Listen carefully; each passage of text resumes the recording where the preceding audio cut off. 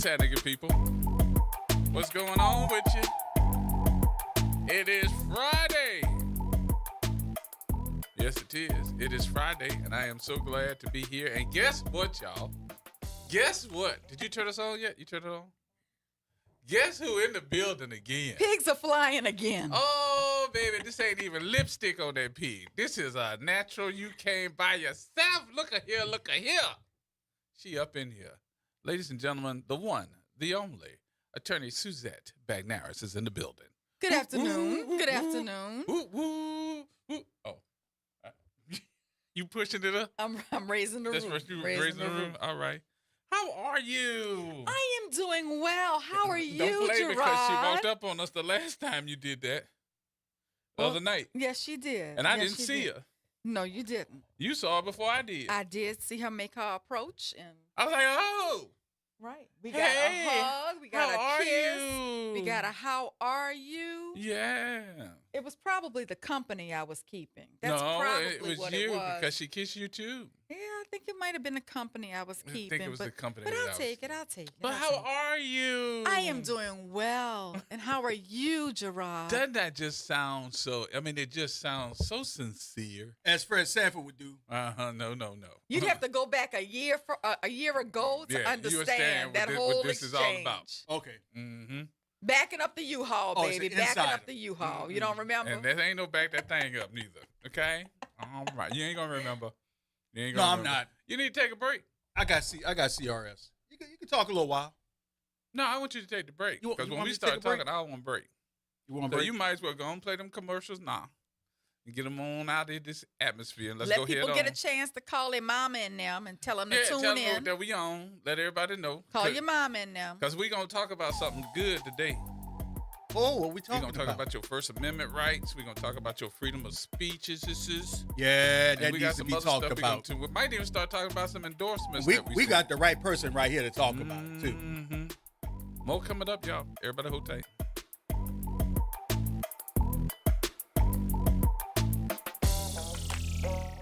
I'm David Patan Sr., owner of Whole Water and Food Over Medicine Academy, coach, consultant, and instructor. We're excited about our 21-day challenge. Stop, prevent, and reverse disease today. Cholesterol, diabetes type 2, high blood pressure, along with chronic illnesses and diseases. We believe that the gift of wellness is the greatest gift, and for $30 per month, $1 a day, you could have this gift for you and your family. I'm Phyllis Washington, and I've benefited with health and weight loss. For your gift of $30, healing and wellness can be yours. Call 504-701-4711. That's 504-701-4711. The Whole Water Store. See you at 2135 Washington Avenue today. The New Orleans Jazz and Heritage Foundation is the nonprofit organization that owns the New Orleans Jazz and Heritage Festival presented by Shell. With the funds generated from Jazz Fest, the foundation invests in Louisiana companies through economic development, cultural enrichment, and free educational programs.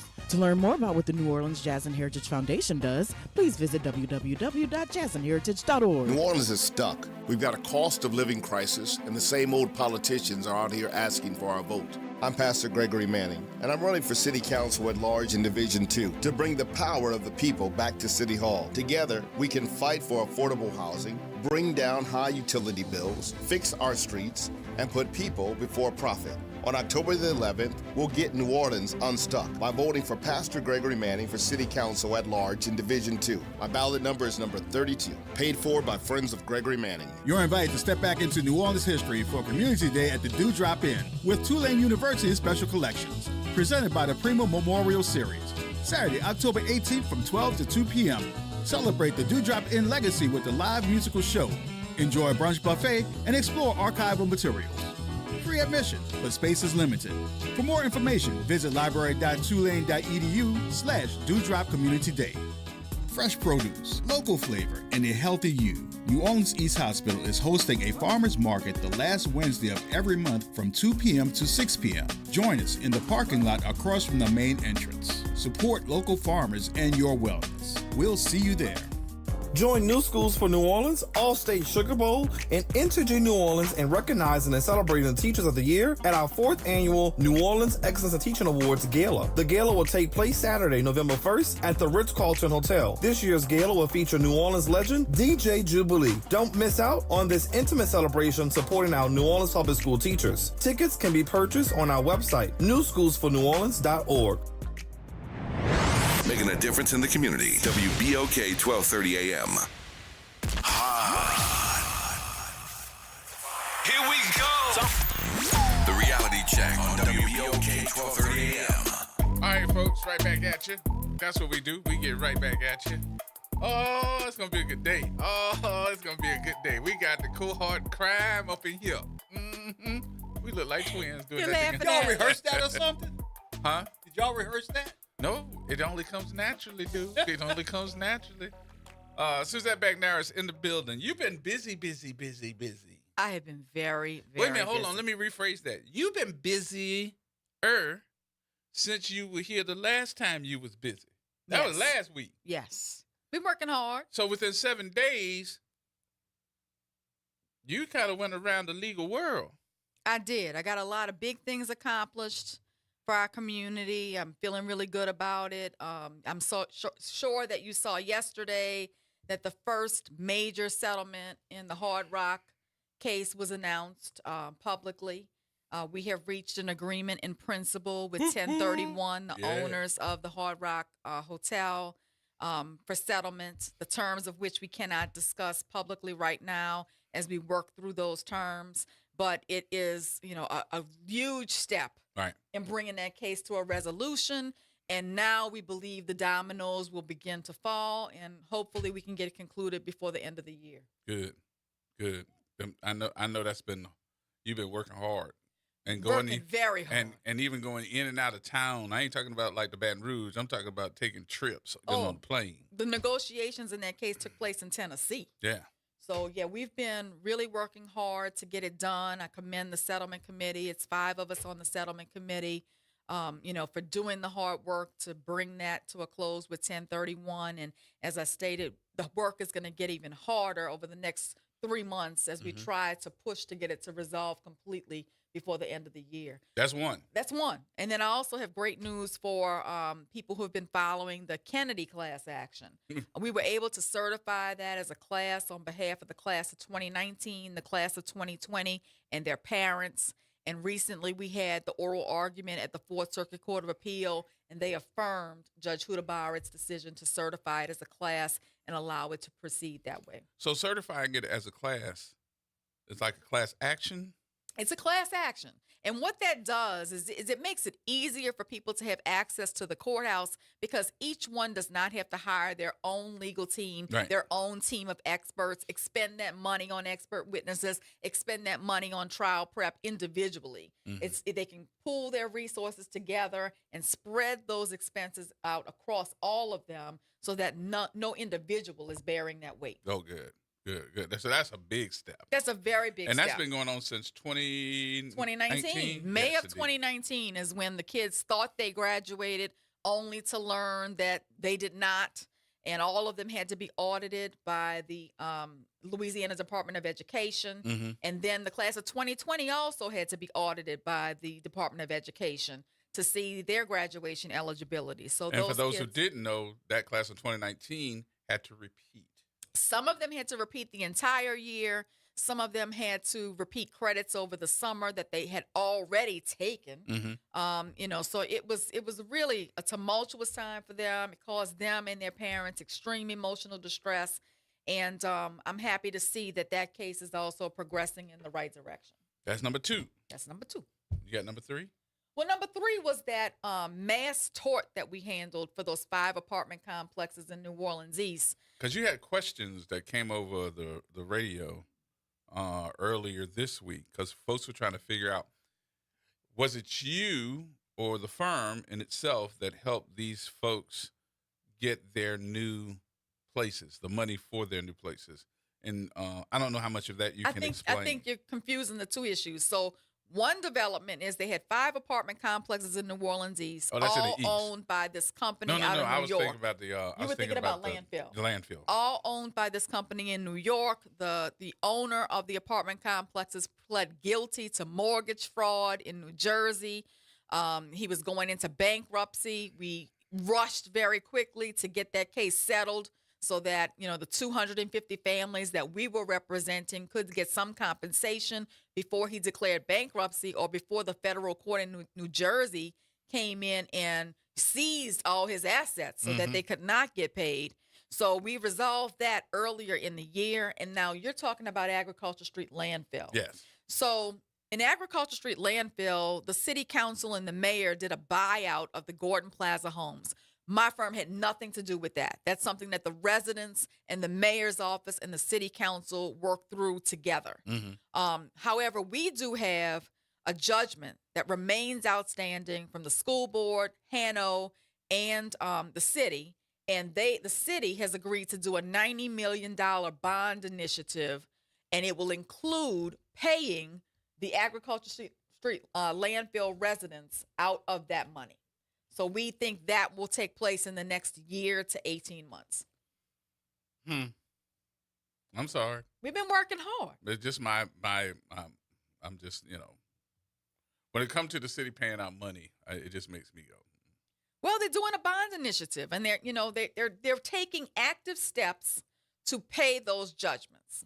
And I appreciate that effort because we still have Hano and we still have the school board the school board in particular has not paid them a dime, is not trying to pay them a dime, and is not even getting into a good faith conversation about paying those Moton students and Moton employees. So shame on them for not being a good steward of funds. But how they going to pay somebody when they try to get $30 million from the city? Gerard, they're selling off schools right and left. They do have funds. They have them, quote unquote, earmarked for other things. But all of us have bills to pay, and all of us pay our bills. They, as a good citizen, should pay their bills as well. All right. Let's go to Mr. Elmo. Mr. Elmo. Yes, sir. What you say? How you doing, Ms. McNair? I'm doing well. How are you? Oh, always a pleasure to listen. Wait. What you say? Yes, ma'am. Could I ask you a question? Sure. Yeah. What I wanted to ask you was like with that the lawsuits I was involved with Hard Rock Cafe, and I just wanted to ask you because I really don't know. Wouldn't the city of New Orleans be also sued in the lawsuit? They are not a defendant in that lawsuit. The defendants in that lawsuit are the owner of the Hard Rock Hotel and all of the subcontractors and suppliers that were working to construct the hotel. The city is not named as a defendant. And you know why I asked that? I'm sure I know why you asked it. I'm sure, a lot of people have said that they did not do the proper inspections. And, yes, ma'am. And yes, that's ma'am. how we got into this Yeah, situation. yeah, right. I understand Right. that claim, and Yeah. I'm sure that's a claim the defendants will make in the case. However, it is our contention that defective design, defective implementation of the design, and defective construction of the facility is what caused it to fall. And no question about it. They had so many problems with that construction site, which was ridiculous. But again, the reason why I just said that, you would think if the city inspectors did just half of what they're supposed to be paid to do, maybe some of those things that happens in those type of situations wouldn't happen. That's why I asked that particular question. No, I understand why you asked the question. Strategically, who wants to sue the city of New Orleans? You ain't gonna get paid. You can't get paid. That's true. They ain't going. So, yes, ma'am. you have you to don't make want to pay. You're right. Yes, ma'am. decisions in the best interest of your clients. And in the best interest of our clients, we did due diligence, we did research, we hired a team of experts, and those experts are supporting our legal positions that are in the best interest of our clients. So we're going to continue to go down that road. And yes, ma'am. And I appreciate you saying that, don't let, because you're an attorney, I'm an engineer, so sometimes people give opinions and you don't really know. That's why I asked you, yes, ma'am. No, and look, I'm happy to answer whatever I can about it. I'm very pleased with the way the litigation is going. I'm very pleased with the turn that we've taken in the last few months in trying to get resolution for these people. Because if you hear their stories, I have watched videotape of interviews, and you have too, Gerard, because you were helping me with that. I wasn't going to say that. Of the men telling their stories and the ladies telling their stories of being at work in that building that day as it collapsed. And to hear the stories of them jumping from one floor to another just to save themselves, or having another family member also working at the site and not knowing if they made it out. The man that said that he was running and the other guy behind him made the mistake and stopped. Yes. He was running right behind him and he stopped. And he turned around, and all he saw was his legs. Yes. On the side of the building. Right. Like, oh my God. And the walkie-talkies, they were talking to each other, and they were in communication with the man who got crushed. I mean, the stories are horrific. Yep. And I'm happy that we're now able to get some closure for some of those very deserving families. Some of these men and women have not worked since the date of that accident. They can't. They would not go back They can't. to do construction work again. And need some type of help as far as their mentality is concerned, because I mean they're having issues with even sleeping at night. What the guy said, he said, and I don't know if can I say this? Yeah. The guy says that he was in the bed and there's a train that goes by his house, and every night when that train would go by his house, he's jumping out of his bed and getting under the bed because he thinks that that's the building coming down again. Yeah. So we've gotten rid of.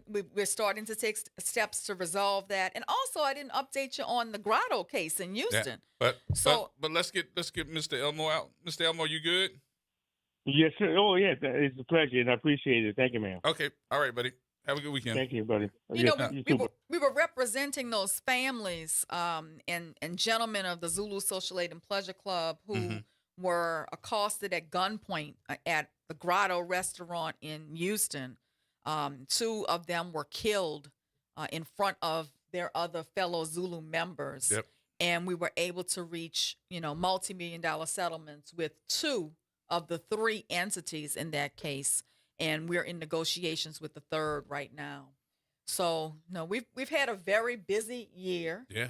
And I'm very proud of the work that we've done. And that's not even including on a better or maybe on a high note that, Emil just went through him being Mr. Big Shot and you were Lady Shot. Yes. And that was a whole year. Look at your face. That was a great experience. That was a whole year. That was a great experience. We truly, truly enjoyed being able to represent that was a Zulu. job. It was. I never knew how many events were involved in being a character at Zulu until we jumped into that. It was like 3-4 events a weekend. And, I didn't see my friends for almost a whole year. A whole year. Because we were, fully committed to doing that as best we could to represent Zulu in the city in the manner in which we felt it deserved. So we had a great time culminating with Emil riding as Big Shot on his birthday, Mardi Gras Day. No, it was his birthday too. It was That's his right, birthday. Sure was. And people all over the city had signs wishing him happy birthday. And it was a great experience. Yeah. All right, let's go to the phone lines. Galloway. What's going on, Brother Gerod? How you doing? Good, man. What's happening with you? Man, I'm doing it. I'm doing it well. It's Friday. I'm sitting here listening to the lawyer. Is Miss McNair correct? Bagnaris. McNair. I apologize for mispronouncing your name. That's okay. Hey, I tell folks all the time, if you got a black female lawyer and she prosecuting, good luck to you. If she's your defense attorney, you in good hands. I'm telling you, there's nothing like a black lawyer to represent you. A black female lawyer, too. Right. This the big dog, bro. We sitting by the big dog. Yeah, I can hear it in her voice. Yeah. She had me, she made me stand up a little bit. I said, oh, boy, you can hear how she's talking. She ain't playing. When you get on that witness stand, you better know what you're talking about. She going to run something through you. I ain't playing. At least what I called to tell you, Brother Gerard, yesterday I want to say thank you. we were sitting around. We was at the golf. We were doing a golf tournament, but I had you playing yesterday. That's why I couldn't call in. Mm-hmm. And with my fraternity brothers, and you had that young man on here yesterday helping those people out with the traffic and municipal court situation. Right, George. I want to say from the bottom, I want to say from the bottom of my heart, thank you. Because I reached out to some people, and they say they were trying to get up in there because they got some driving on suspended license and some other stuff, and got warrants and stuff like that. And I said, listen, this is real. Y'all need to pay attention to stuff like that, man. I hope they got it, because he did say that that they had 1,500 people already that signed up, and he's not going to be able to take any walk-ins. But he also said that they're going to be able to give you a card or something of that sort. I think that's the exact terms. They'll give you a card, so next week you'll be able to either go to the DMV and they'll give you the same service for free. Okay, I'll let them know that. Now, the second thing I want to call and talk about, I got a message friend that live in New Orleans. This woman the only time she left New Orleans was for Katrina, and she came back. Mm-hmm. We went to school together and everything. She sent me a video today. And Brother Gerod, I'm telling you, I believe the mayoral campaigns are listening to your show. Guess what's happening in New Orleans? What happened? Know this. They are calling for a state to come down and audit. They want to find out where that $100 million is at. That's what they did. I'm just saying, that's what they did to the sheriff. I'm wondering why they ain't doing it to themselves. My thing is, who has been the only person talking about why have nobody called for an audit? I said, that Brother Gerard, he better watch himself. They probably got a camera looking at you right now. They got what to. They're looking at us on Facebook. People listen so closely to this show. Yep. And you would be surprised at the people who are listening that end up coming up to us and telling us, oh, I heard you say this and I heard you say that. There's a lot of people listening and learning. Yeah, she sent me that clip, WDSU, like it's breaking news. I said, I know somebody been talking about that for a couple of days. I said, get off my phone with that mess. Yeah. You got to hang up on her because she'll try to tell you who did what with so-and-so. Now I don't want to hear that. But you know who's calling for it, though? Helena Moreno and Joe Geruso. Two of the biggest crooks in New Orleans on the city council. They the two chairs of the budget. Look, they done found a way to hid what they done did with their money. Now, she got a commercial walking around with potholes, showing where potholes at. I said, now, is that in the district that she's the councilwoman for? Go show your districts. Let's see if you got any potholes or sunken streets up in there. Right. I don't believe she do. That's where that money is. But you have a good weekend, man. I got to get back out here, man. I'm out here at, we in, what's the name now? Huntsville, on the campus of Alabama A&M. Oh, you rolling. You rolling. Oh, yeah. Look, man, y'all be on the, I know everybody going to have some fun. I'm glad everybody's having fun this weekend. But don't forget you on the HBCU. Oh, yeah. And we don't know what these folks thinking, so be on the lookout. Well, I can tell you what. I'm half Mandingo, half Zulu. So let them come on. I understand y'all that. Have a good one, brother. I'll talk to you later. Well, speaking of HBCUs, I'll be at Howard University Law School this coming weekend teaching a bunch of classes. This weekend? This weekend. Not this weekend, but next weekend. I'll be there Friday, Saturday, and Sunday teaching law students about how to build a quality law practice. You need to do that here to some of the attorneys. Don't you can't say that. I'm not gonna say nothing about that. I'm gonna let that one go. All right. Y'all write that down. I let one go. All right, Ronnie. Hey, Gerard. What you say?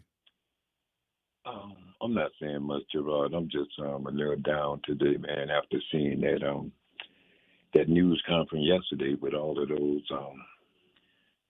so-called black leaders that are lined up behind Helena Moreno. Mm-hmm. Gerard, I think there ought to be some type of parade of shame for everyone that was up on that podium with her, because, I mean, with a Ku Klux Klan governor, now is not the time to let this city leave black hands, man. Well, I hate to say this, Ronnie, but I mean what I say, and I say what I mean sometimes. So take this, and you can call me names afterwards. I ain't even worried about the ones that endorse them. I wonder what's the ones that send up there saying that the cheese, the knees, or the bee's knees, or whatever that is. And I'm looking around at some of them folks and saying, "Where y'all been? Where y'all been?" It don't make sense. What did I man. miss? I mean, So did I miss something, Ronnie? I mean, tell me I'm wrong. Did I miss something? no. Oh. I asked the same question, because I haven't seen the polls. How she might do like the governor, man. This might just be one ballot. She might win on the first ballot, man. I'm sorry to say, but it's not looking good for the home team. Well, if we don't want that to happen, we need to flood the black candidates' finance committees. Even if you just do $20 each, you could help them to buy some advertising that would help them to get out their message and to show the problems with the other candidate. If we really want to see our, candidates that look like us to make it to the runoff, then we got to put our money where our mouth is. Yep. So, $5 can make a difference. I remember in Barack Obama, it was, can everybody give $5? Can everybody give $10? There's power in that. But, you're absolutely right. We've got to stand behind them if you want to see them get to the runoff. You're absolutely right, because I've been scrolling, but I will donate today. Yeah. Thanks for taking my call, you all. All right, Ronnie, thank you, sir. All right, Mr. Harrow. Yes, it's a pleasure to talk to your guest. And I'm sorry, I'm I'm here just too now. I am here. I'm here too now. You forgot? You don't call this early no other time unless some woman sitting up in here. Now I'm telling on you. Oh, I'm in the Hollywood Hills, and I was going to talk about something that you and Miss McNair's are probably too young to remember, and that's George Burns and Gracie Allen. Did you remember that name? Yeah, we remember George Burns. Okay. Well, I'm right in front of his what would he be? His son-in-law's house. And they tore the house down, and they're putting a bigger house here. And I'm sitting right in front of it. And then there's a house across the street that Miss McNair's might be interested in when she settles one of those big cases. And they only asking $10,645,000. She looking for some real estate. Let me give you my Visa card now. You don't want that Visa? Break out the black card. Break out the black card. Oh, okay. So anyway, do you remember Dick Clark that used to do the American New York? Bandstand? Say that again. American Bandstand. Mm-hmm. Yes. And the Rockin' New his office is right down the street. Mm-hmm. Was right down the street. They're all deceased now. But 56 years ago, we do real estate upgrades. We did work here at George Burns' son-in-law's house. So anyway, the house across the street, it didn't exist when we were working up here years ago. But I thought this might be a house that you might be interested in. I'll have to look into that, Mr. Harrell. I have to talk to Mr. Begnaris about that. I'm trying to get to Houston right now. I have an office in Houston, and 2 of my daughters are now living in Houston. And so I feel like I need a residence in Houston. So that's where I'm looking right now. So if you have any recommendations for neighborhoods there, well, let me know. he got all that property in the 3rd ward down there. Where are you looking? In the Woodlands? How well do you know Houston? I know it pretty well. I was looking around Rice, and I was looking around River Oaks. Tell him to find you one. He got property down in Houston. Give me some suggestions, Mr. Harrell. I'm trying to get there. I'm trying to get there before the end of the year. Business. I'm telling all your business since you don't want to talk to me. Well, I'll be in Houston in about a couple of weeks, and we the Woodlands I like. I love the Woodlands. Didn't you just build some down there too? How's that again? Didn't you just build some down there too? No. We were in Monroe, Louisiana. Okay. My cousin-in-law was building some houses, about 37. Okay. So, well, let me know what you know about Houston and where I should be looking. Give me some suggestions, because that's my next purchase. I have a friend who's an investment banker. He lives in the Woodlands. His house, what is his house there? How much?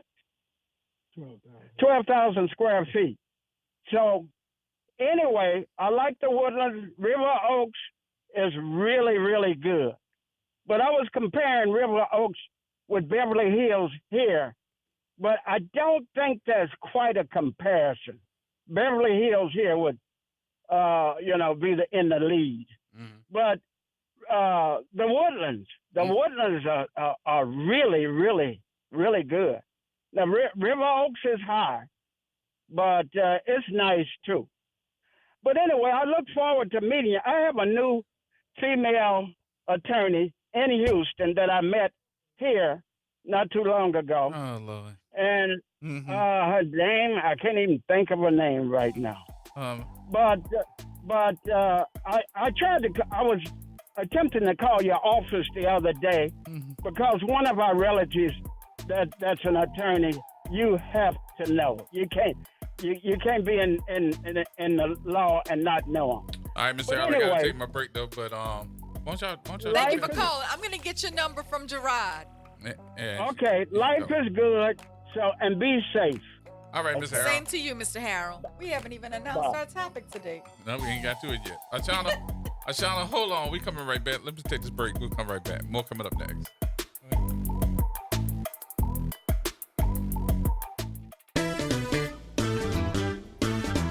Hi, I'm Leo Jackson, host of Sunday Gospel here every Sunday morning, 5 a.m. to 7 p.m. and 12 o'clock till 2 p.m. You don't want to miss this move of God. It happens only on WBOK. You listen to all day long. A message from the community scientist. Do you live or work in St. James, St. John, St. Charles, Ascension, Calcasieu, Baton Rouge, or St. Bernard Parish? You may be exposed to harmful chemicals like phthalates, BPA, and flame retardants found in everyday products but linked to serious health risks. That's why the Community Scientist, a program of Rise St. James, brings you clear, science-based facts that protect your health and our environment. Stay informed, stay empowered. Visit risestjames.org today. The National World War II Museum. Located in the Warehouse District of New Orleans, the National World War II Museum tells the story of America's experience in the war that changed the world, why it was fought, how it was won, and what it means today. Visit them online at www.nationalww2museum.org for time tickets and safety information.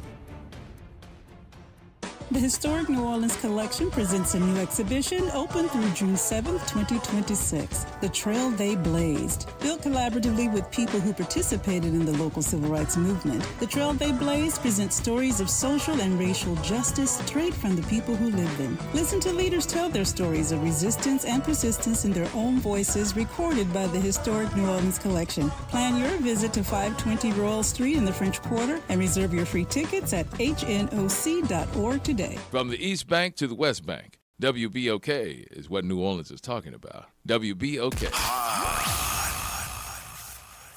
Here we go. The reality check on WBOK 1230 AM. All right, folks, welcome back to the program here. It is Friday in the building, having some conversation with us. The one, the only attorney in the business that's fabulous. I'll take that. Suzette Bagnaris is here, y'all. Gotta say thank you to all the folks that showed up today for Sekou Fila's going home service over at Charbonnet. A lot of folks that we knew came out and said hello, and all of us spoke. The entire BOK family got up and gave him his props because, Sekou was a part of our family as well. He's part of the fabric of the show. Right. And good, very good station. homegoing service for him. My condolences, but also I want to say look up because he's in a better place to his family members and all the folks that, you hear them, but you never met them. They walk up to you and tell you who they were. So it was good to see a lot of folks.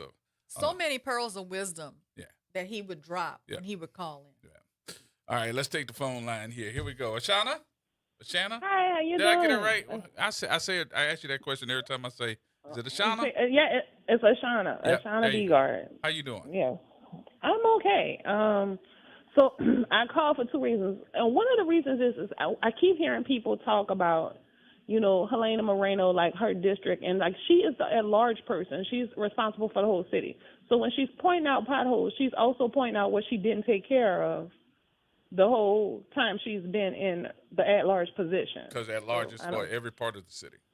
Every part of the city. Mm-hmm. So she's pointing out potholes. There's potholes that she did not fix while she was in that large position, which I find ironic. Mm-hmm. But I feel like she's playing off the fact that a lot of people don't realize that, right? That she's had the power. I think she's right. Do for the entire city this whole time. And so if there's a problem in a part of the city, she is part of that problem. But So Ashana, and I'm not trying to butter her up or say anything derogatory toward anybody, but I really do think that she is right in that assumption that people are not going to figure out that she is responsible for the whole city at large. Right, but she ran for the at-large position. But to the fix average the city. person, I'm not even talking about her. I'm talking about the average person is not going to put two and two together because our civics is terrible. We don't have civics. That's one of the programs I've been trying to get funded, and I was doing at Job Corps before I was actually doing civics workshops at Job Corps. But speaking of my work, I hope I can bring up the fact that right now we are fighting to keep our federal consent decree in place for children with special needs because it's going to be hearing in front of a judge in November because they're saying we no longer need it, and we know that's not true. And me doing educational advocacy work, it is just across the board not true. Mm-hmm. So anybody who's interested in supporting, I'm working with SPLC, Southern Poverty Law Center. If they want to get in contact with Southern Poverty Law Center or me through social media, Ashana B. Yard, all of my Facebook, all of my accounts is just my name. Please hit me up because we are definitely the judge is having a hearing where he's going to listen to parents who have children with special needs. And I tell people, white parents with children with special needs are a minority because they are treated just like the black children and the poor children and the black poor children when your child has special needs, which is why we have a federal consent decree because of the amount of discrimination against children with special needs. And I had to, get that blurb off. I got you. Take advantage of it while you can. But let me ask you, this. When you looked at those commercials and you're starting to see more and more talking going on, talk,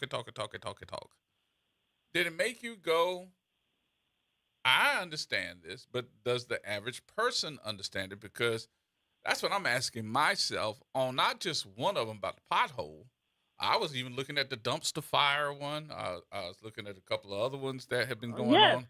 And I'm saying to myself, you're part of the last 8 years. This ain't just the mayor. And then I looked at, and I'm going to just be honest with you, then I looked at Royce's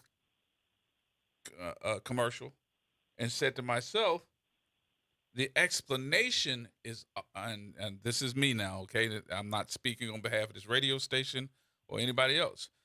I looked and listened to the delivery of that commercial, and it almost sounds like you are talking to someone of ignorance, not somebody that needs to understand what's going on. Girl, look at here. It's so and so happened. And I'm like, why we got to talk? We don't talk like that all the time, do we? We don't. So, as a native New Orleanian, generation and generation native, sometimes it really is like, what are y'all doing? Because y'all already know we have 15 different dialects just in this one city. Just talk how you talk. But the other part of that is you're right. The civics has been gutted. Even when we got civics, a lot of times it wasn't broken down. Helena Moreno is playing to the fact that she knows most of the city doesn't understand that the at-large position means that she's responsible, like you said, for the dumpster fire. And the Royce wasn't in city council, and OT only been there for 3 years, back. Right. So it's like, so the majority of the problems will fall on you. And so for you to then say you're going to fix the problems that you haven't been fixing for the last 8 years, again, can't tell nobody who to vote for who you want to. But it's like, what are we thinking? And we have to understand that when people are trying to align themselves with power, and some people are not here because they're rooted, they're not trying to solve the problems of New Orleans because they're rooted, because their families are from here generationally, and they feel a special bond to this place. They're here to align themselves with power. We have to ask ourselves the question, who is in a power seat right now that you're aligning yourself with? And but is Shauna, that the proof is in the pudding. The proof is in the pudding if you start looking at the demographics of people that are leaving the city and looking at the numbers where we're at right now, over 35,000 folks have left the city in the last 3 to 5 years. Exactly. And it's not just because, I wanted to move because my folks, well, we have the meaning. Or why aren't we doing exit polls? We doing polls for everything else. Why are we not doing exit polls? Somebody know how to reach these folks and ask, why'd you leave? Exactly. What did you leave for? Did you leave We for know a lot of high the costs, reasons. insurance, housing? Was there no opportunities? Was it the rate that you get paid? What's the reason why you left? The fact that she has been an at-large person for the last 8 years, and I hate to rain on her, but she's the longest sitting city council person who's running for mayor, right? Mm-hmm. So I have to kind of put it at her feet. And that the wage gap between white and black people is as wide as it is.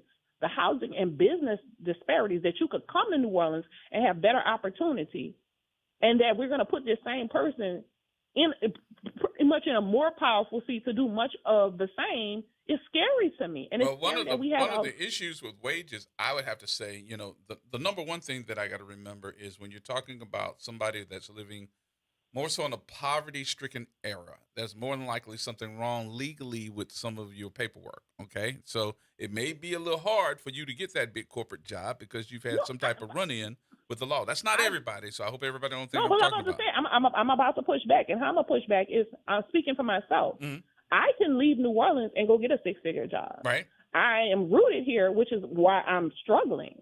But here, the situation is you have so many people that come down here and do quote unquote national searches for talent when we have a plethora of PhDs here who are barely employed, who are underemployed. Mm-hmm. The truth is a lot of times they do not want to employ native New Orleanians. But I'm going to say this is not just true for New Orleans. This is true for New York. This is true for California. They will tell you the natives from that place have a hard time getting the contracts. A lot of times it's because the people are subcontracting, and the people who come down here and get the higher positions are not from here, and they're hiring their friends and their circle from their network. It's the old boys club. It's just new old boys, right?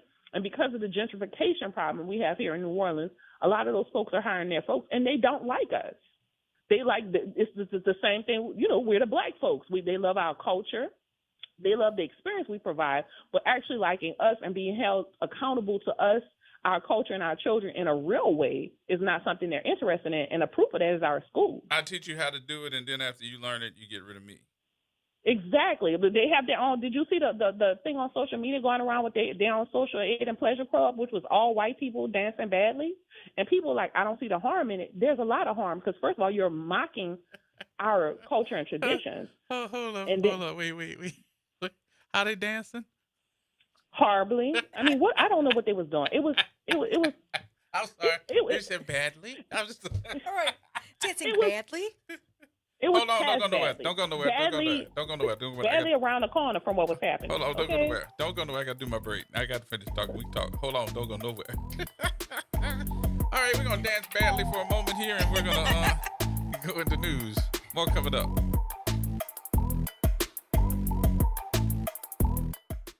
From the campus of Xavier University, WBOK Go and Equity Media Station. I'm Amber Payton with BIN News Now. Former Transportation Secretary Pete Buttigieg says he was surprised by former Vice President Kamala Harris's claim in her new book that choosing him as her 2024 running mate was, quote, too big of a risk, end quote. He pushed back, saying Americans deserve more credit and that leadership should be judged on results, not labels. The New York Police Department says it has removed over 4,000 illegal guns from the city streets this year, helping drive shootings to record lows. Commissioner Jessica Tisch cites a 54% drop in shootings and 34% decline in homicides under Black Mayor Eric Adams, though both warn illegal guns remain a major problem. And in Oklahoma City man Braden Birdsong has pleaded guilty to a federal hate crime for attacking a black man during an August 2023 altercation. Prosecutors say Birdsong used racial slurs and assaulted the victim. He now faces up to 10 years in prison. Get BIN News Now on demand 24/7 on the iHeartRadio app.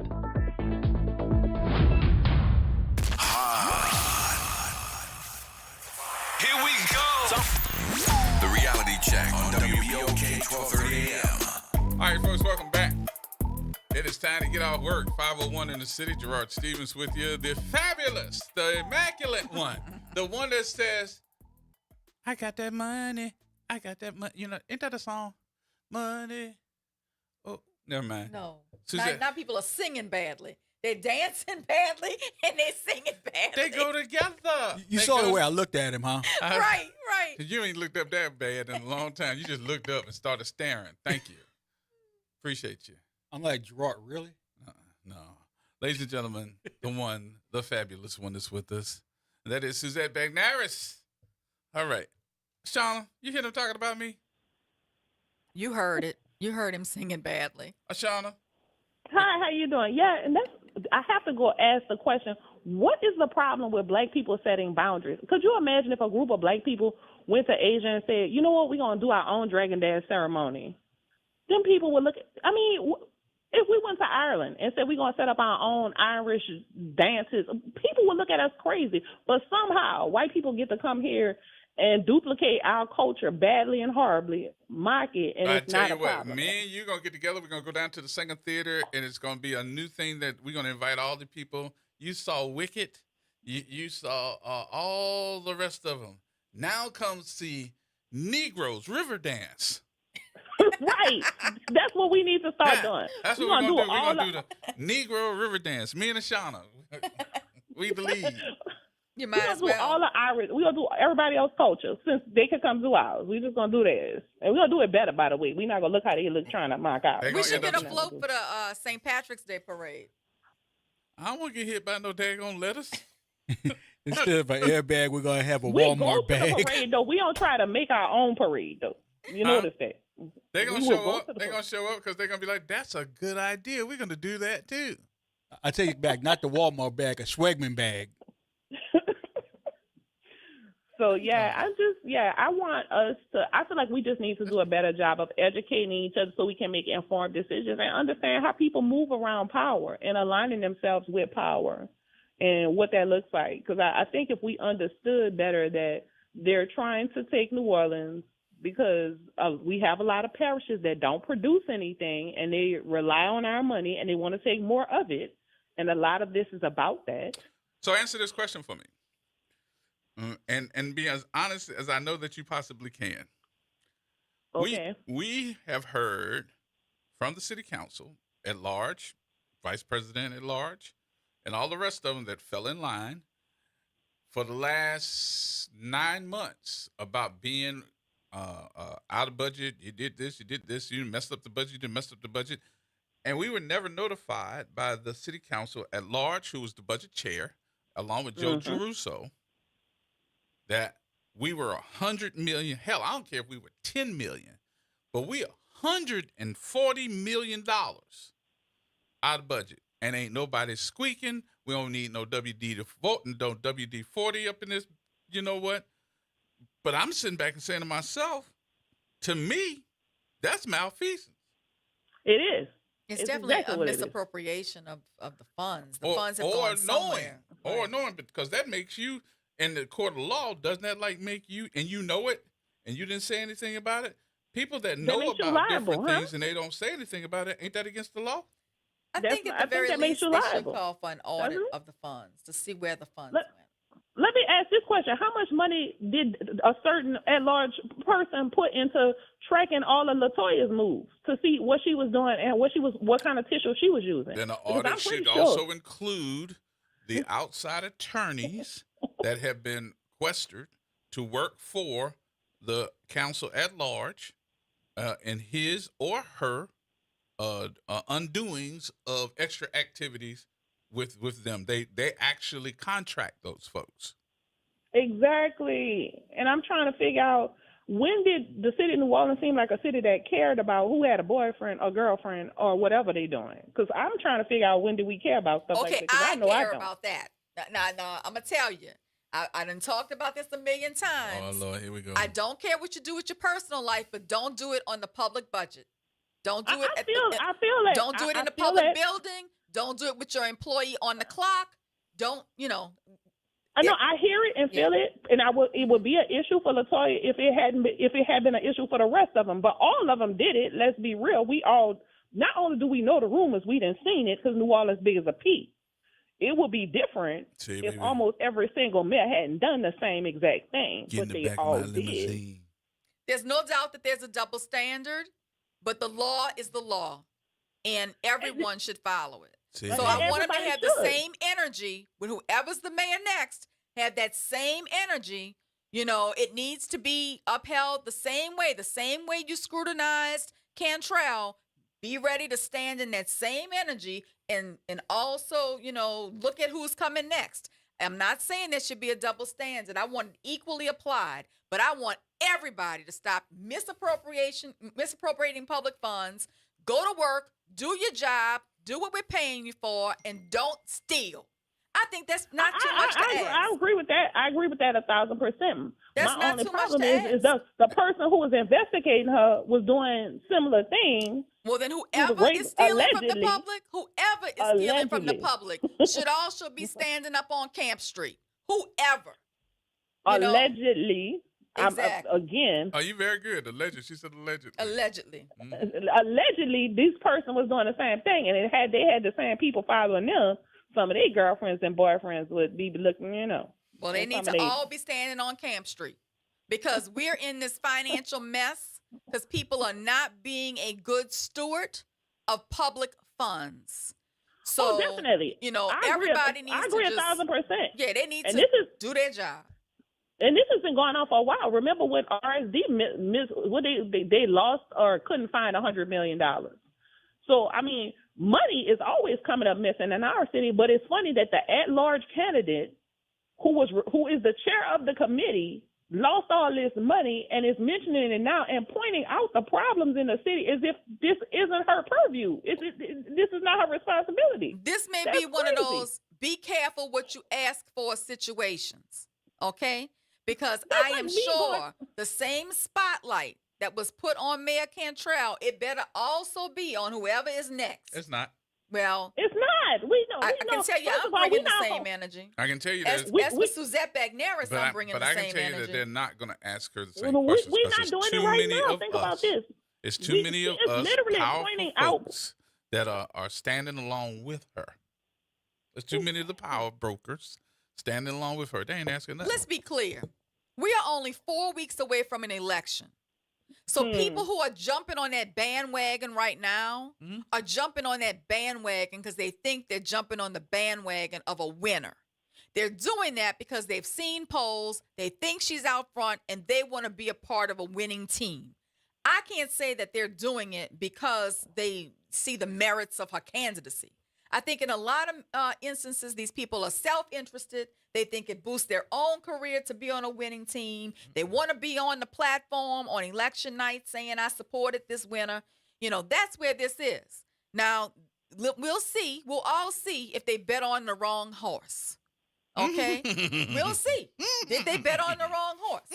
But I think it's very interesting. I find it very interesting that all these people who claim to be so pro-black and are building their businesses on the backs of a black clientele, okay, are out here now supporting the white candidate. I'm Mr. Ed. So it is what it is. We're going to see what happens. But, you know, we had somebody talking about wieners in the gumbo. Wieners in the gumbo. You are endorsing the white candidate. You know, it is what it is. So let's see where it goes. He was standing up and putting his wieners in the gumbo. Little Smokies. But, you know, in his defense, he does do a lot for the community. I will say that. But you have built your business on saying that people should support black. Okay? Support the black lawyer. That's the theme. Well, if that's support the black lawyer, why are you supporting the white candidate?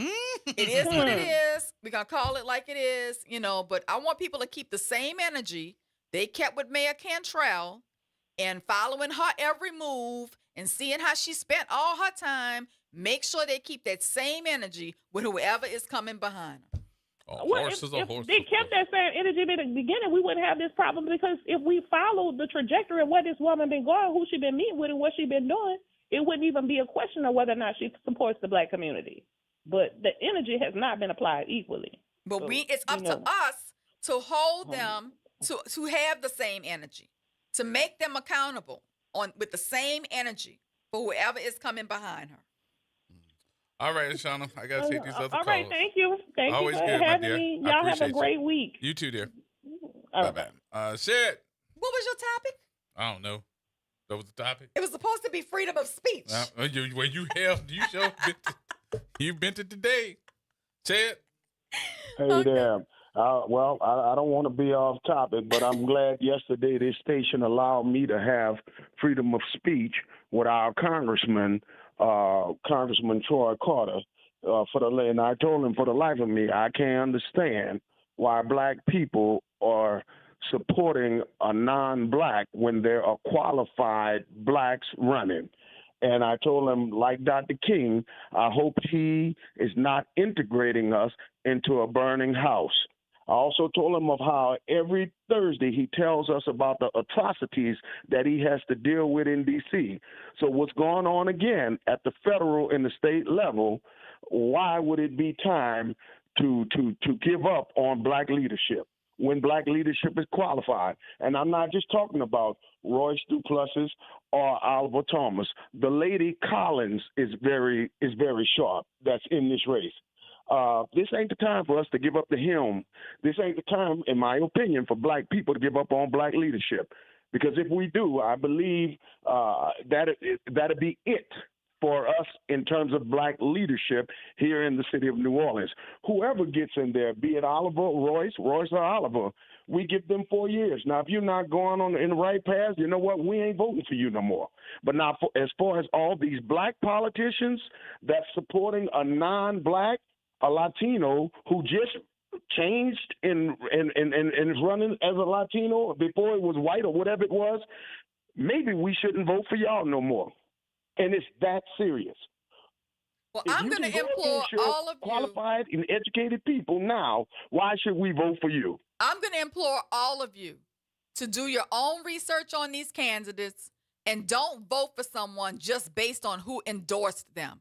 There's a lot that goes into political endorsements, and if you have not run for office before, maybe you don't understand that. But a lot of these alphabet soup endorsements from these organizations are based on who's willing to pay for that endorsement. Yep. Okay? Who's willing to pay for the flyers? Who's willing to pay for the boots on the ground to wear that entity's shirts to campaign on election day? And it ain't cheap. A lot of those political endorsements are paid for.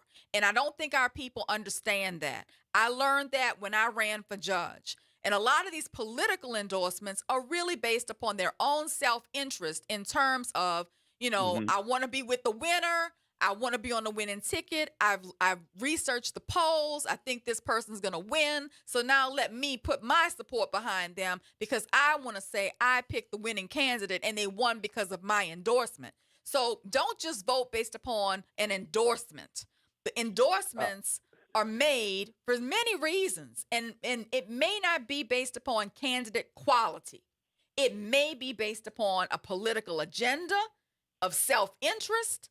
It may be based upon, other things, a quid pro quo. You're going to do this for me and I'm going to do that for you. It may be based upon a lot of things. So do your own research on the candidates and vote in your own interest, in your community's interest. And I'll bring it one step further. A lot of the political brokers, this very well could be their last hurrah, their last chance. Because if we, the people, wake up, we ain't going to allow them to BS us no more for their own gain and not the gain of the community at large. Y'all have a wonderful weekend. All right, brother. Same to you. I'll talk to you in a minute. Hey, Miss Anita. Miss Anita, stop listening to the broadcast. What's going on? Hey, good afternoon. How y'all doing? Good. How you doing? All right. I'm just calling in and stop listening to the radio and listen to us. Just let Ms. Becknaris know that what she's saying, I totally agree with everything she's saying. Because these people jumping on a bandwagon, thinking she gonna win, hoping she gonna win, probably betting that she gonna win. And the thing is, I don't understand that they can't see through this lady. They just can't see through her. What and what they looking I'm for? just That's so probably what they so asking. What they looking for? disappointed in some of these people, and like she said, just jumping on the bandwagon just to be saying you want to be seen. Hey, look, ain't none of them interest me like that, especially not her. No. Okay. 8 years, what for what? For what? You got your pockets lined, your pockets packed, but what have you done really for the city? Don't want to answer no questions about what she's done. And I just want to tell y'all to have a blessed weekend. I just had to say that I love this lady, Ms. McNaris, and I love your spirit. Thank you so much. I appreciate it. Because Look, Gerard had to do a lot of talking to get me to come back on this radio. Oh. But yeah, you had to come. One of the things that he made me see is that now more than ever, with what's going on the federal level and the state level and even the local level here, we need people who are willing to speak truth to power. And we need people who are willing to come and help the community to understand the issues. There you go. So, that's why I'm here. And I hope that it adds to the dialogue and it prompts you to think about things that maybe you hadn't thought about before, or it speaks to something in you, when we do point something out. And so I appreciate you calling in, and I do appreciate the support, but that's why I'm back. Thank you, Miss Anita. And I appreciate it. Y'all have a good one. You too, dear. All right. All right. Let's see. That Mama D? Who that? Hello? Yes. Hi. Hi. Hello. Hey, everyone. Listen, I want to address the person. I don't know who your panelists are today because I kind of just got off from work and I was listening in. But for the person who states that she has a problem with Mayor Cantrell and what she does versus public versus private time and how she wants all of this equality, well, guess what? That's what we all want, but it's not here. And if you want that, and the other lady on the panel who said we know that all these other mayors have done things too, let's go back. We don't have to start. Why did we start with Cantrell, and why should we end with Cantrell? If we know this, then know all of that investigation should have went backwards. Start with Cantrell and let's move back. Let's go and investigate the rest of them. We don't have to start and end with her. So that's one part. The second part is why can't we as Black people support our Black candidate? We have 34 convicted felons in the White House. Why? Because they support their person. Okay. So why we always held to this higher standard that we have to be everything to our culture and defend or condemn them to a higher standard than what we have our current president in. Okay, and he's not the only one. RFK, JFK, all of those. Okay, why are we holding ourselves to a standard that no one else is holding their people to? Why do we have Royce and Oliver in a race together competing for a vote? Why? Now that's the question. Why can't we as a people, why can't we get one person that we could stand behind the way the one Latino, the one white person? I was at the mayoral debate. Okay, why is it that all the others are no party? Okay, so they're not going to compete against one another. We're the ones that's doing that. Until we could come together as a people and put together a plan so that whether it's Royce today and Oliver tomorrow, or Oliver today and Royce tomorrow, as a New Orleanian, we need to stick together. Yes, I said you don't have to support it.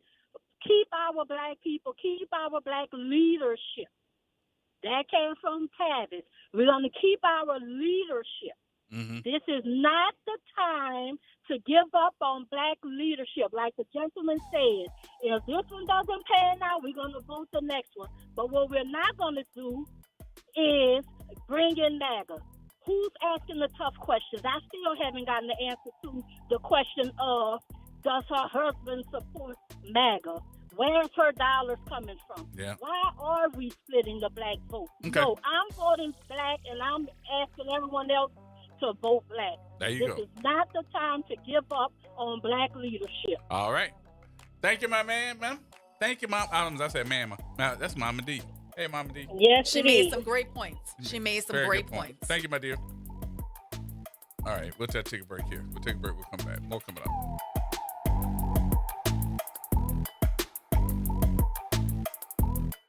This is the Bloomberg Black Business Beat. Historically black colleges and universities are responsible for a lot of black professionals across industries. For example, the United Negro College Fund says that HBCUs produce around 70% of all black doctors. Data like that backs up Marcus Shaw's belief that HBCUs are key to elevating young black people into high-paying jobs. His organization, Alt Finance, focuses on sending young black talent to Wall Street. One roadblock in that pathway? Shaw says it just comes down to awareness. For many of our students, they don't have a lot of transparency or a lot of clarity around what a career in alternative investments would look like. And so creating that exposure and some of that co-education around how to manage a career, moving from banking to private equity, is something that's very new to students. Marcus Shaw's Alt Finance is one organization looking to clear the pathway for success for young black people. I'm Bloomberg's Justin Milliner on the Black Business Beat. Pro Savings Days are back at Lowe's. My Lowe's Pro Rewards members save even more with limited-time doorbuster deals. Save $5 on 24-count Contractor's Choice 42-gallon trash bags, now just $14.78. Plus, get your choice DeWalt Elite Series saw blades for $9.98. Not a Pro Rewards member? Join for free today at Lowe's. Valid through 9/17. Selection varies by location. While supplies last. Loyalty program subject to terms and conditions. See Lowes.com/terms for details. Subject to change. If Ernest Hemingway was alive today, would he say this to you? Shakespeare, Mark Twain, Edgar Allan Poe, all great writers. And after reading your book, I simply must add you to the list. Wait, you don't have a book yet. So make a free call to Page Publishing. Turn your book idea into publishing gold. 800-215-6818. 800-215-6818. That's 800-215-6818.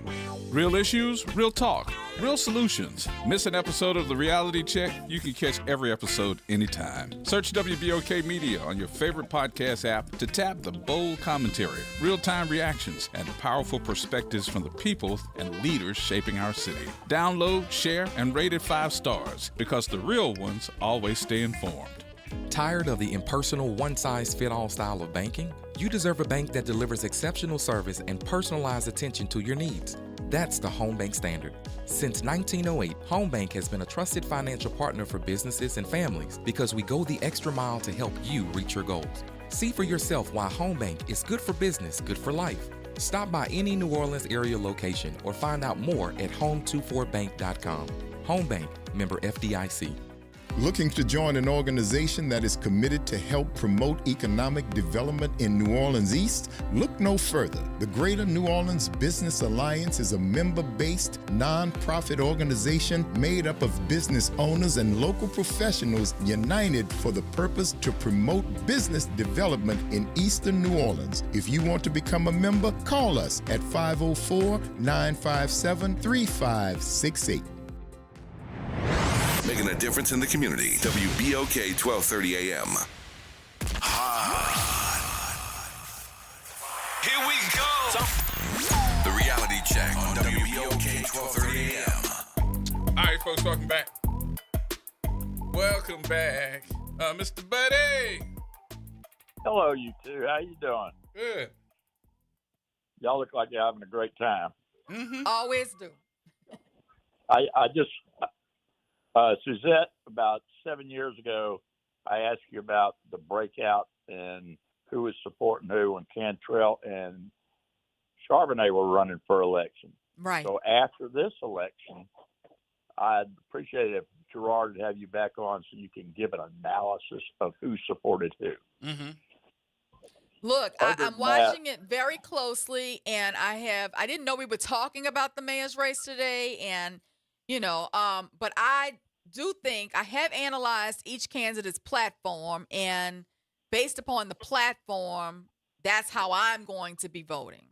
Okay. You know, so but I'm happy to come back and analyze the endorsements afterwards. But I just don't think the average person understands how endorsements come about. And I didn't know that until I ran for office once. You know, Right. to think that you have to pay $5,000 or $10,000 to be endorsed by an organization, some people don't have the funding to do that. Right. The average endorsement to get the package now, because this is what Alliance does.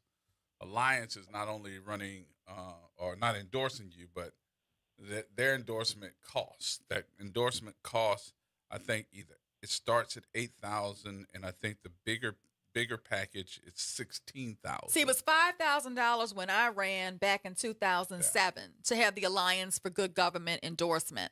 And I had it. I paid for it. Okay. I interviewed. They said, if we select you, will you be able to pay the $5,000 endorsement fee? That was one of the questions, you know? And so I don't think people realize that. It's not necessarily the candidate with the best agenda, but it's also the candidate with a good agenda that has the finances to be able to pay for the endorsements. Yeah. The other thing I wanted to say was, I understand you marrying off 2 daughters. Yes. One got married in February of 2024, and I have another one getting married in March of 2026 in Houston. So I'm wedding planning again. The only thing I will say to that is, when a wife is planning the marriages of 2 daughters, the poor spouse has got to empty his pockets, and I feel sorry for him. 3 daughters, he has emptied the pockets. He has truly emptied the pockets. But this is the last wedding. So my husband has now said, do whatever you want to do. It's the last one. So, you know, that's a dangerous statement for him to make. But we're going to have the last one of the weddings in March. I'm looking forward to it. All right. I saw the last one. I saw the last one, Mr. Buddy, and I got to say, and y'all paying for what? That was my line. And you paying for what? And then the last line that I said was, you pay how much? And Emil went, yeah, bro. That was it. I ain't asked no more. You paid what? How much? Mm-hmm. But it was elaborate. It was a very elaborate wedding. It was the day that she deserved. Oh, it was very elaborate. I was very happy and blessed to be able to do that for her, and she's doing so well. It was the who's who and the bee's knees up in there. All right, on the election, the only thing I want to say is, I don't care whose garbage it is. Garbage stinks. It needs to be picked up, and cars get flooded. Water doesn't care about race. It just floods cars. So absolutely. Whoever gets elected, they got to fix this stuff. I hope they do. That's my only charge. I want to see someone who comes in with an agenda that makes sense, with a character to implement the agenda, who hasn't cut so many deals to get into office that they're bought and paid for and can't do the job for the citizens. You know, I want someone who's not coming in with financial problems, so they feel the urge to maybe dip into the public, you know, till. I want someone who has some financial wherewithal that isn't going to be bought. You know, I don't think that's a lot to ask. I want financial independence in a candidate, and I want them to have good character, and I don't think that's too much to ask. Yeah. All right. Thank y'all. All right, Mr. Buddy. So I think I have an answer, and the majority of you are not going to be expecting this answer to one of the biggest questions about New Orleans. New Orleans has been, I guess, characterized as a big bowl, right? Meaning that we are several feet under sea level. Right. I don't think the average person realizes that this big bowl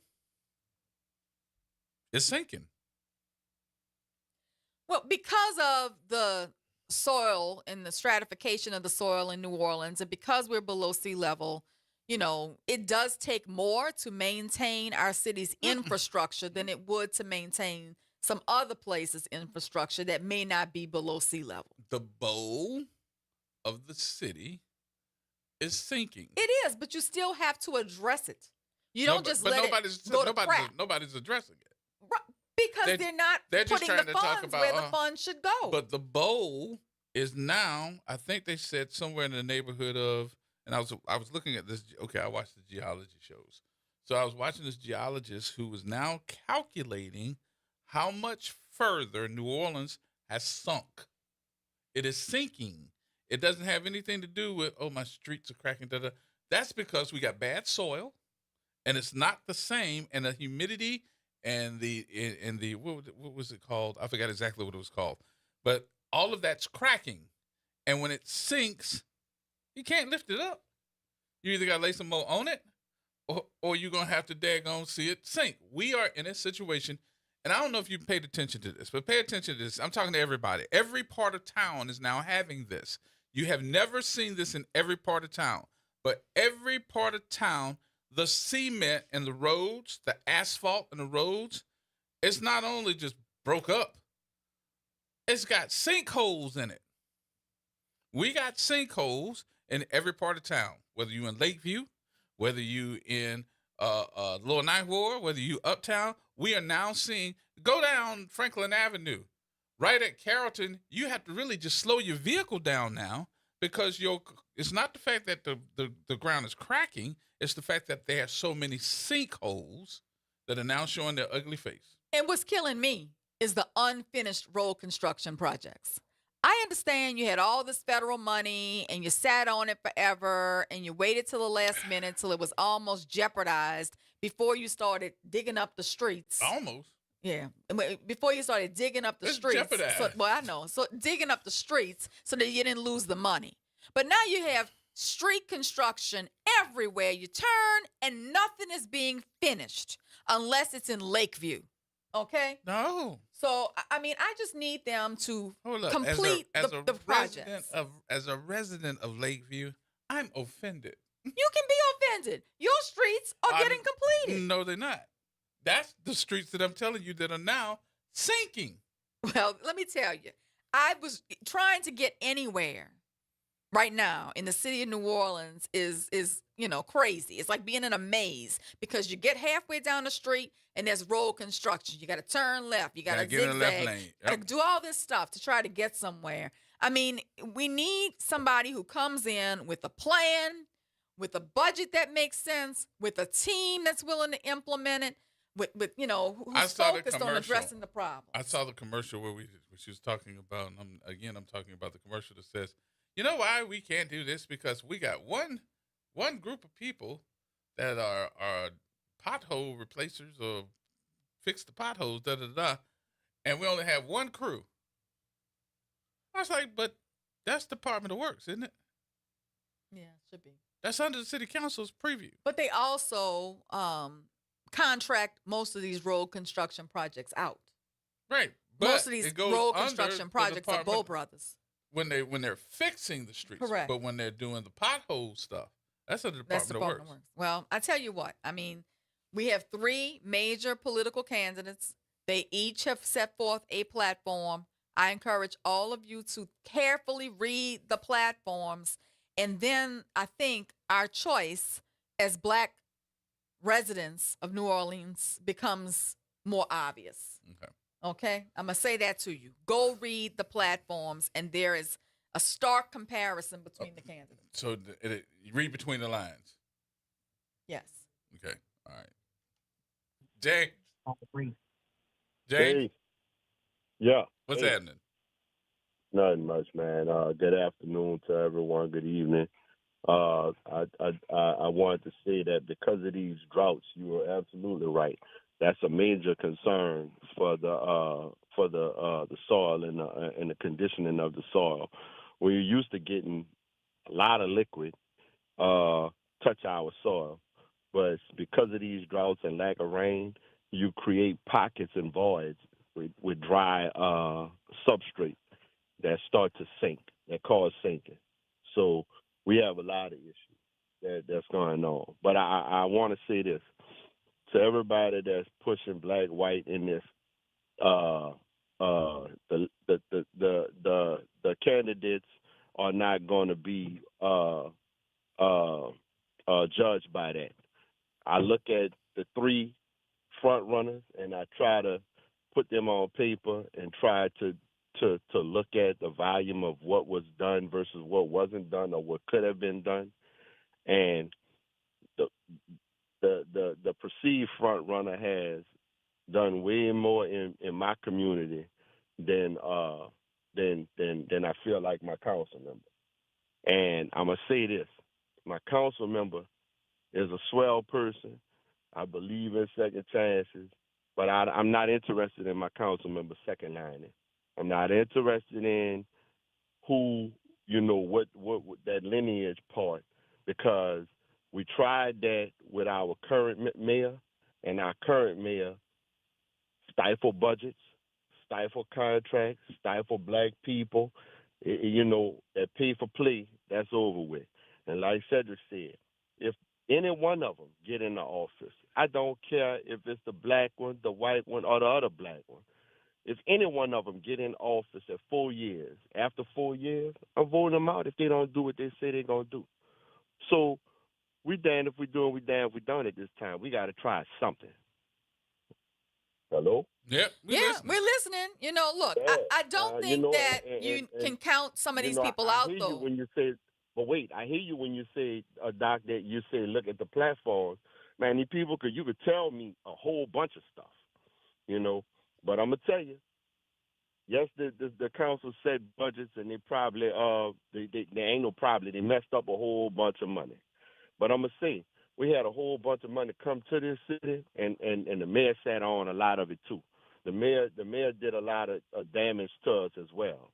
So I feel like if we can get around fighting between the mayor and the council, we might be able to get something done, something that make actual sense. You need to holler at Joe. So, I hear y'all with the black on black, the blackity black, but I'm telling you, you can scream to the top of your lungs now. We got all these dudes, these folks that's been all part of the. Matter of fact, one of the other members is on there. I don't hear nobody saying nothing about the other council member that's on the council that's been trying to, get some stuff done. Like I said, we got all these projects in New Orleans East that's just sitting. With the reports and the conditioning of our city, we could have got way more done. So that's a big X for me. And I don't mind saying it. So y'all can be scared. But I got 4 years. I can give them 4 years. Unless the good Lord see me out of here, I'll give you 4. But you're gone if you don't do what you're supposed to do. I started off on WBOK saying that, and I'm going to continue to say that. Mm-hmm. I don't care if you're the black one. I don't care if you're the white one. I want you to be the right one.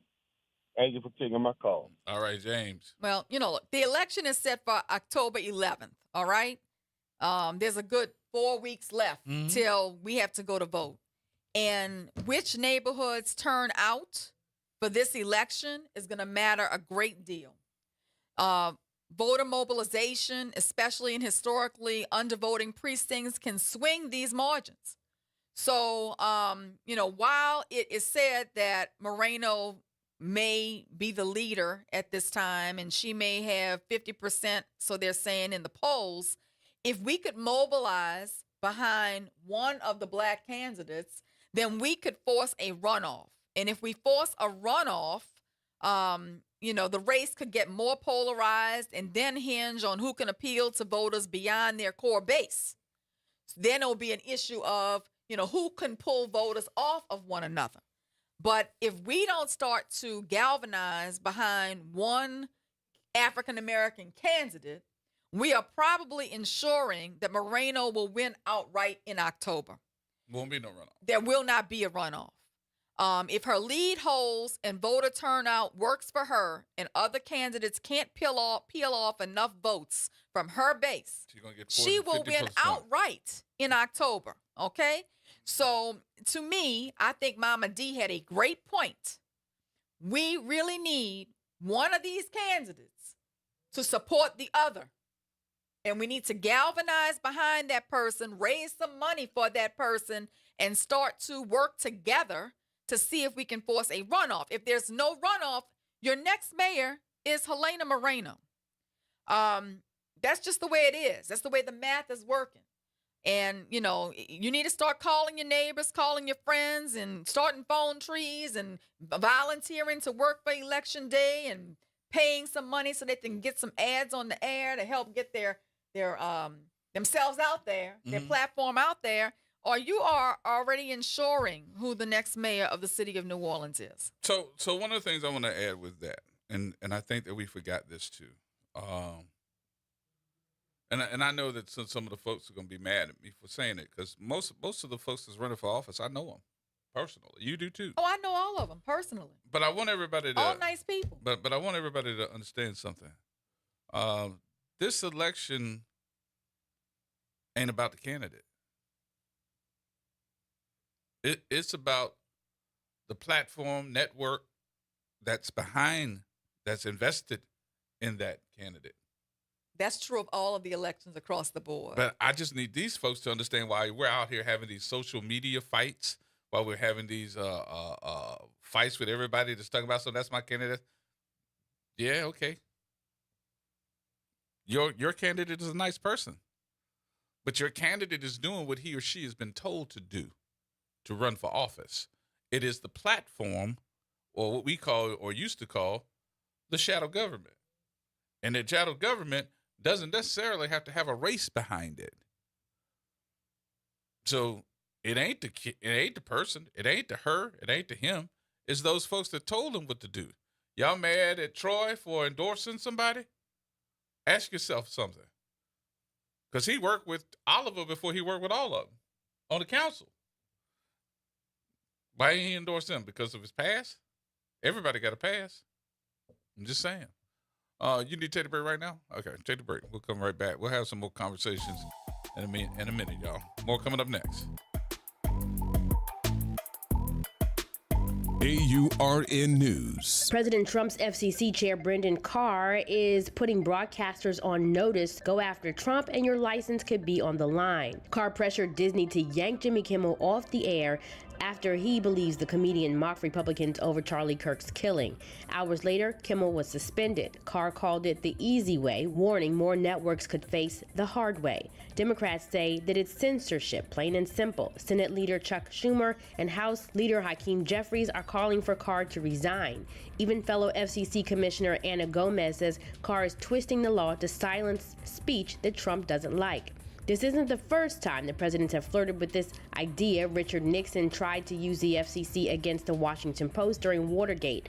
But what Carr is doing is testing the First Amendment in real time, reshaping the FCC into Trump's culture war police. For these stories and more, go to AURN.com or follow me across social media at Ebony McMorris. It's Off the Top with Norman Robinson on WBOK 1230 AM. Let me be clear. I don't know Charlie Kirk. Hadn't heard of him until he was assassinated by a deranged white gunman on the campus of a small college in Utah. But I've since become familiar with his widely popular philosophy and far-right conservative opinions and views regarding black folks. However, I choose not to respond with vitriol of disrespect of the dead. But here's my take. When public figures make sweeping and disparaging remarks about African Americans, it is tempting to meet those words with equal force. But there is another way, one rooted not in vitriol, but in clarity, dignity, and truth. Mr. Kirk's comments, which suggest that black professionals are inherently suspect, that black women succeed only through favoritism, and that black communities are defined by crime, are not new. Versions of these stereotypes have circulated for centuries. What is new is the ease with which such words are broadcast to millions of people, echoing in ways that can only harden divisions. How then should African Americans respond? First, by refusing to internalize these mischaracterizations. The accomplishments of black Americans in the cockpit, the courtroom, the classroom, and on every field of human endeavor stand as daily rebuttals. The measure of one's worth is not found in the skepticism of critics like Kirk, but in the substance of one's work. Second, by lifting up stories of excellence and service that counterbalance caricature. For every negative stereotype offered, there are countless real lives that tell a different story of Black Marines whom I've interviewed, who served with honor, of Black women leading companies, legislating in Congress, healing in hospitals like my goddaughter, and teaching in classrooms. Their presence is not a product of lowered standards, no, but of talent, perseverance, and sacrifice. Finally, by engaging not in anger, but in insistence, an insistence on being seen in full humanity, responding with measured words and lived examples, robbed inflammatory commentary of its power. It signals that progress does not depend on the approval of those skeptics who doubt it. And so the challenge now falls to Black leaders in politics, business, media, and yes, the pulpit, to keep telling our stories, to answer stereotypes not with silence, but with narratives of achievement, resilience, and pride. Because in the end, the most powerful voice against ignorance is the unvarnished truth of exactly who we are. This is Norman Robinson off the top.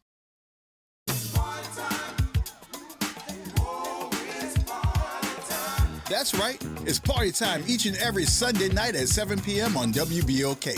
It's the Throwback Throwdown with DJ Wick as he brings you the best in old school from the 70s, 80s, 90s, and the early 2Ks. Plus, the party goes to another level at 9 p.m. with the Throwback Throwdown Party Mix to round out the night. It's the Throwback Throwdown Sunday nights at 7 p.m. on WBOK and on the World Wide Web at WBOK1230.com. Are you passionate about community safety and police accountability?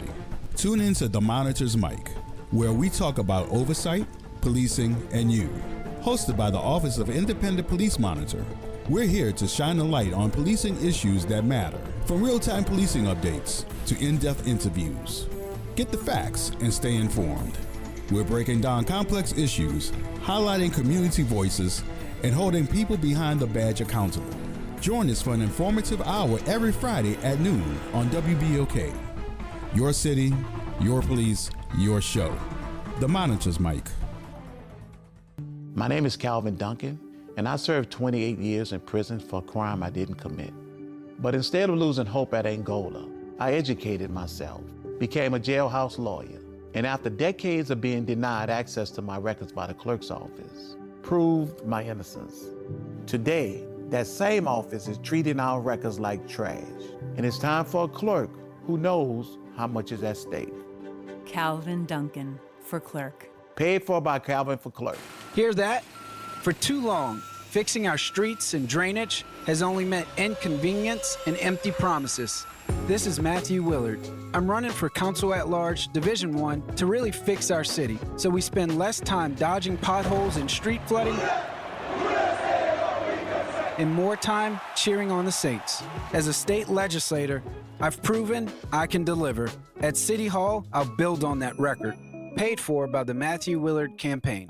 Visit DePaul's new Algiers Health Center at 2801 General de Gaulle Drive to receive primary and preventive care for both adults and children. Services also include behavioral health, imaging, and on-site pharmacy, vision, Medicaid enrollment assistance, and more. For appointments, visit DePaulCommunityHealthCenters.org or call 504-207-3060.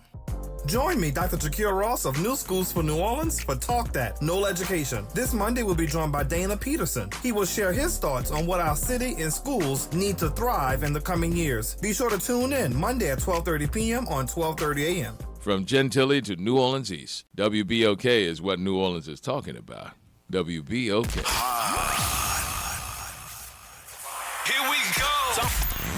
The reality check on WBOK 1230 AM. All right, folks, welcome back. A few minutes here before we get off the air. And because I know that we got to get off in a few minutes and all the lines lit up, we're going to try to get to everybody. Kim? Kim? Hey, just happened, G. How y'all doing? Good, man. What's going on? I listened to James, and he made some very good points, but I kind of disagree with him in the sense that we can't judge every black politician by what LaToya Cantrell did. And I, too, like to vote for the most qualified candidate. But when all of them are qualified, I'm going to go with the black. Here's why. I could be the most qualified candidate in the city and happen to, as a black man, and happen to live in Jefferson Parish. Is Jefferson Parish ever going to elect a black president? Probably not. And we often, as black people, I don't want to use the word, but I'm going to say it, we often sell out because white stick with white all the time. All the time. It happened in a governor's race. It happens in the presidential race. In other words, as black people, we always look at, well, I don't want to vote for the person just because he's black. Well, right or wrong, that's what they do. That's exactly what they do. Mm-hmm. So we need to stick together and understand that New Orleans is a predominantly black city. We need a black mayor or a black leader, and you can never give up on black leadership. There you go. Like I said before, as a black candidate, I could never win a seat, a parish-wide seat in Jefferson Parish. They're not going to do it. Mm-hmm. They're just not going to do it. And I tell my white friends that who are supporting Helena, why? And basically what they're saying is because they're tired of us. So why are we going to be tired of us? You know what I'm saying? Here's our problem, though. We're all saying, for the most part, most of the people who have called in, the importance of black leadership and that we're voting black. Our problem is that we have two black candidates in the race, and we are dividing our vote. And we're not picking off a lot of white voters to support either of our black candidates. Royce has more white support than Oliver seems to have. If we're looking at who's picking off some white people for support, okay? Based upon some of the endorsements that he has received. But at the same time, we can all say we're going to vote black, but if we're voting for different black candidates, we're still going to lose. We're still going to lose. But I've already given my time and my treasure to Oliver Thomas. I think based on what this city needs, his background, and listen to him talk. I've met with him personally, and just the ideas that he come up with and the institutional knowledge that the other candidates just don't have. Okay. All right. Kim, I got to get to everybody else. Everybody else is hanging on here. All right. So I'm not to cut you off, but I apologize because we run out I get it. time. All right, man. Thank you, brother. All right, Terry. Hey, Gerard. What's How you doing, Ms. Bagnaris? How are you? All right. Look, I'm going to be brief because I know y'all better get off. The polls, Ms. Bagnaris, everybody keeps talking about the poll. How do we know these polls are accurate? What are they based on? Who are we to see the polls? Where is the voters coming from that supporting Lorraine? I don't really believe in that poll stuff because on election day, we're going to vote for who we want to vote for. I just don't want to get caught up into that poll stuff. To me, it's a method of the people from Moreno to keep a lot of voters out, going to the election to vote for Oliver or either, Mr. Duplessis. The bottom line is, I just don't believe in that poll stuff. And that's all I got to say. The thing about the polling is the polling also influences fundraising, okay? So when people see somebody ahead in the poll, they're more likely to donate financially to that person because they see them as more of a viable candidate.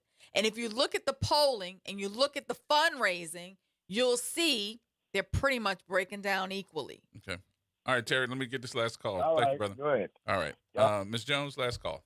Yes, quickly, yes. I saw you at homegoing for Sekou.